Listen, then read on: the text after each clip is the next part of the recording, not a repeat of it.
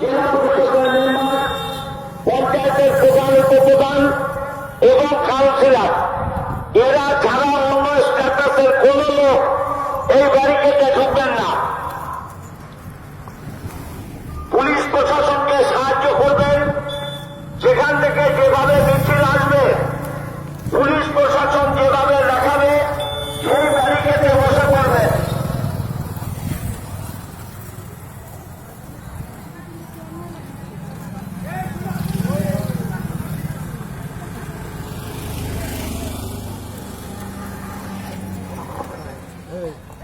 রাজা কাল কিনে মানে ও লাইভ চালু করে দেবে। লাইভে যা হবে দেখা যাবে।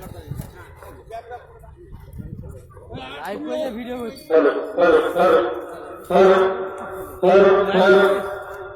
এবার আগে যা, আমি একবার রজনীকান্তের স্টাইলটা দিয়ে দিই।